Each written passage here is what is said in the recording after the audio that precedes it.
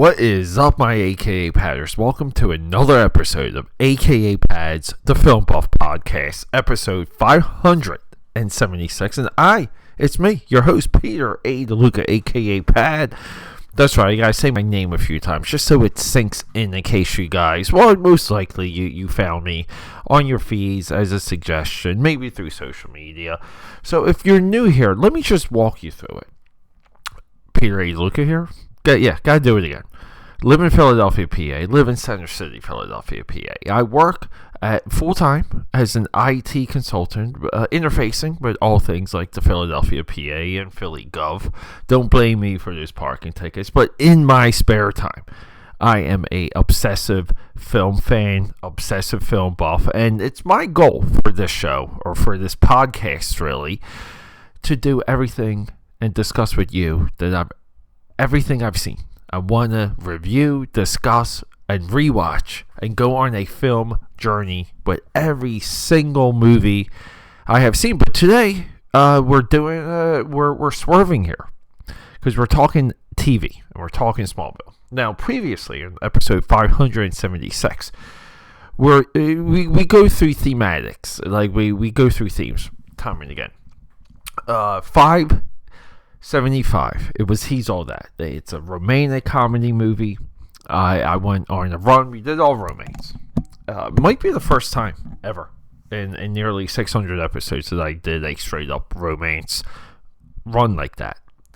But towards the end of that episode, when I was teasing Smallville, and this episode's significant, season 10, episode 18, we're only a few episodes from wrapping up the entire series of Smallville, but this is the first time Jamie Reyes, aka the Blue Beetle, has been featured in live action. It's a significant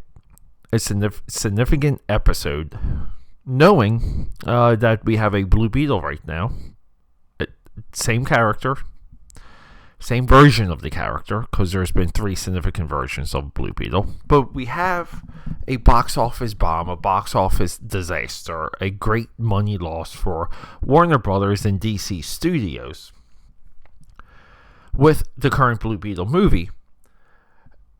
And sometimes when we get engaged with the marketing, the advertising, and the hype of anything new, it's important to comb through the context and where some of these films and ideas stem from. Blue Beetle's one of them, because to me, Blue Beetle is very significant. Because when sorry guys, when friends of mine saw the Blue Beetle trailer, or when they were told about the Blue Beetle trailer, when they were told that Blue Beetle is coming and getting released, and Blue Beetle is connected to this and that, and it might be a go-to movie, the response always was, what is the Blue Beetle? Who is the Blue Beetle? Why are they doing the Blue Beetle? And that kind of stuck the hairs up on the back of my neck a little bit. Because once I started investigating it, and once I started actually thinking about this version of the Blue Beetle, and very much like the previous version, Ted Kord, it just was very clear no one was into this character. And going back to 2011, the character premiered in 2007, in the historical Infinite Crisis DC Comics miniseries. The character never had traction, never had love, never connected to the audience. And usually in the terms of comic books and media and pop culture, just the way how DC Comics and Marvel Comics are integrated into corporate America. Branding, marketing, product development, you guys know it all. But the more these characters from these 2 big companies are integrated in corporate America, it changes the way how comic books are made and absorbed. Because back in the day, Blue Beetle would have shot a shot and moved on, and the company would have filled the publishing slot with another new character. It's like, we need something, gotta put something in there. But today, in Captain Marvel, the Carol Danvers version of Captain Marvel, or Miss Marvel, for that matter. It's a very good example. It's a very good comparison of characters that don't connect, but they continue. And it's troubling because the market spoke with Blue Beetle. Now, this episode I thought was fantastic. Directed by Tom Welling, a.k.a. Clark Kent of Smallville. I love it when TV actors, especially if their genres, start directing their own series. It's one of the coolest things in my eyes. Like Jonathan Frakes directing Star Trek. Let Tom Welling direct the next Superman movie. That's what I say. But this episode also features Booster Gold. This episode title is Booster. Season 10, episode 18. Booster is sent from the future to meet Clark Kent, to hijack the attention Clark Kent gets, to supersede Clark Kent before he becomes a full-blown Superman, steal the hype, and get everything Clark Kent and Superman had coming to them in the future. So he's just trying to hijack it. By the end of the episode, he turns. He sees his wrong. Perfect character arc. Blue Beetle, who in the comic books is somewhat of a parallel sidekick. They're each other's sidekicks, but they're partners. Blue Beetle and Booster Gold. They look great on comic book covers because one's yellow, one's blue. Complementary colors.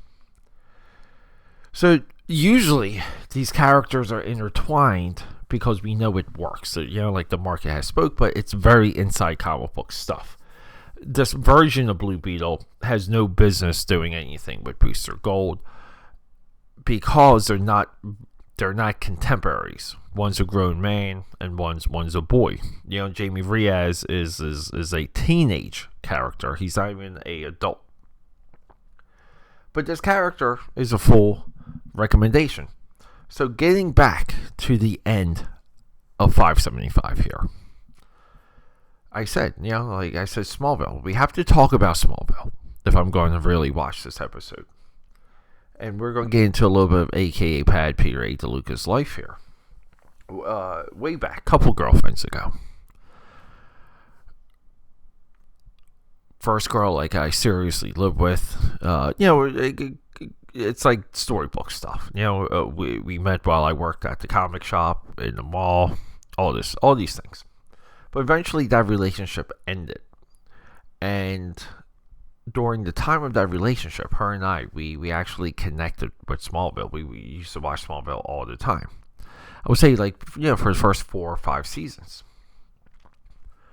And since that breakup, I never returned to Smallville. And I don't want to say it's for that reason. I just, I had an emotional connection with the show. It was like the first time, a woman who I viewed as awesome and attractive and all these other things validated my geekery by sitting down with me and watching Smallville. Something based on a comic book.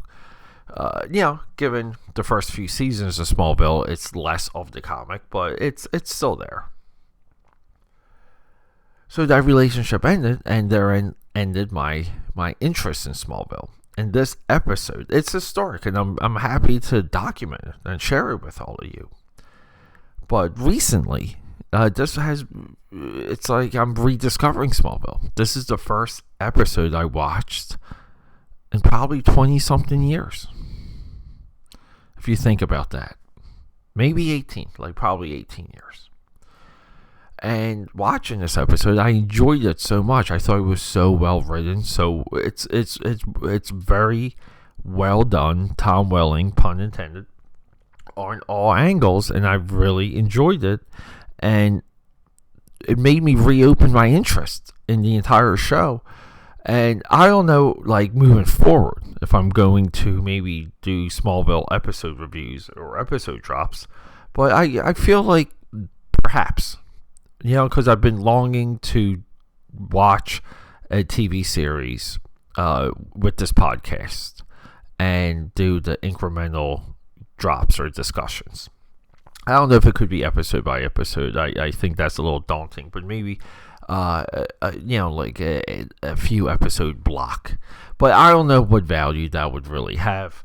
We're only talking Blue Beetle right now because of the disaster that happened with the movie, and I just feel like this should be documented because no one's talking about the character's first live action appearance, which is also odd.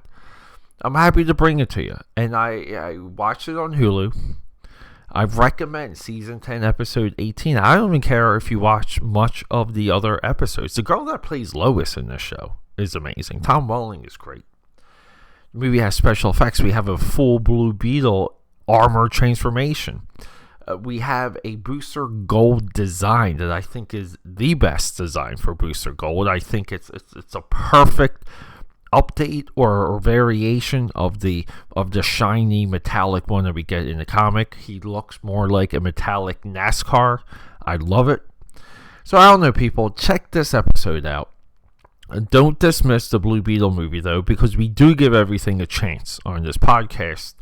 It just wasn't in the cards for me to see it in theater.